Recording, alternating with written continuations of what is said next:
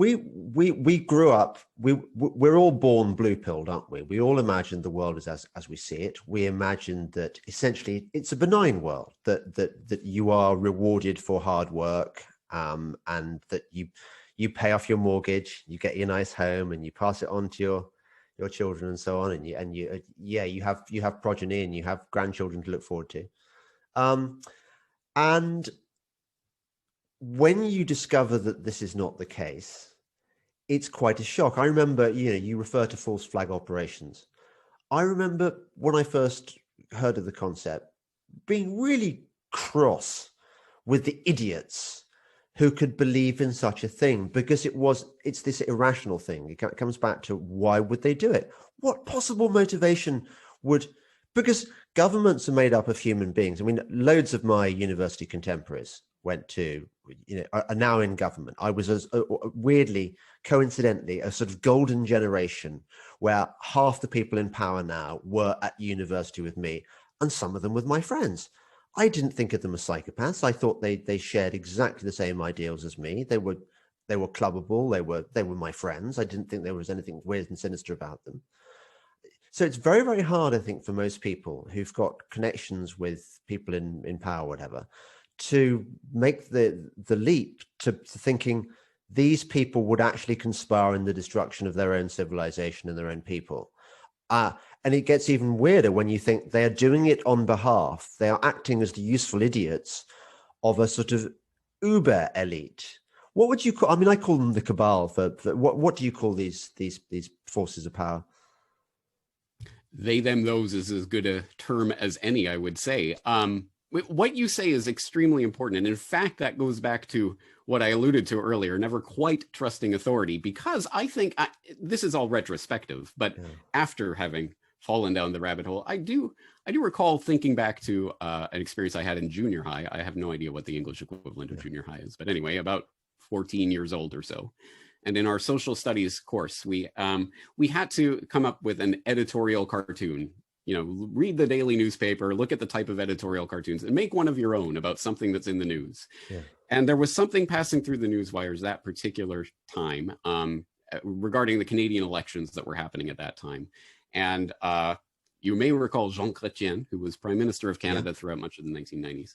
And at that time, there was a conservative ad that was running about this liberal candidate for Prime Minister that was... by today's standards, it's the mildest thing you've ever seen. But at the time, it seemed over the line because they dwelt on still images of the face of Jean Chrétien, which people might know he had Bell's palsy, he had part of his face paralyzed. And it was seen like they were trying to make fun of his appearance, essentially, because they were really dwelling on pictures of his face. And it was seen to be over the line. And I remember, to this day, I remember all of the media coverage about this attack ad, this vicious Conservative Party attack ad. And so my idea for an editorial cartoon was a newsreader sitting there at his desk reading the news, and he says, and it's been discovered that the vicious attack ad by the Conservative Party was actually written by a liberal campaigner within the Conservative Party. And in my confused 14-year-old head, what I was trying to essentially outline was some sort of false flag idea that essentially a liberal had gone into the Conservative camp and, hey guys, this would be a good ad to run, and then, laughing behind the scenes as it blows up in their face. I think that was an early iteration of that idea. So on some level, I think even children can kind of understand the concept. Yes. But then as you get older, and certainly as the stakes are raised, I mean, when we start talking about international spectacular terror events and things, yes, I mean, then it starts to defy credulity. How could anyone actively be engaged in doing that against their own people, their own country, et cetera, et cetera? And it does definitely take a sort of a recontextualization at any rate. But I think it's important to directly address your experience. Yes, these were my friends, and these are now people in positions in government. They're not psychopaths. They weren't bloodlust, crazy people. So how can this be? And I think that speaks to our fundamental, again, I think lack of understanding of the power structure that exists and how it operates. I certainly would not want people to come away from my work thinking that I believe the government, for example, participates in these types of events, and the government does it. And everyone, every MP and every local dog catcher and everyone is complicit in this in a knowing way. Of course not. No. Of course there's compartmentalization and this sort of thing. And I think we see that most explicitly in this current context in the way that clearly I don't think everyone in the UK government is sitting there, how can we best implement the bio-fascist security grid? Yeah. Of course not. They are listening to the experts. And the experts are coming from the World Health Organization with, China whispering in their ear and Bill Gates at their other side. But whatever. Anyway, it's the World Health Organization. And we all know they're above board. So we will take their concerns and we will implement them.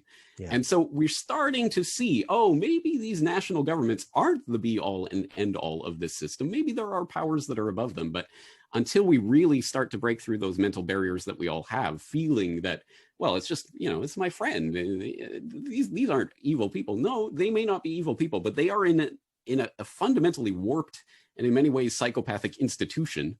And as you say, become useful idiots for an agenda that they themselves probably but dimly understand.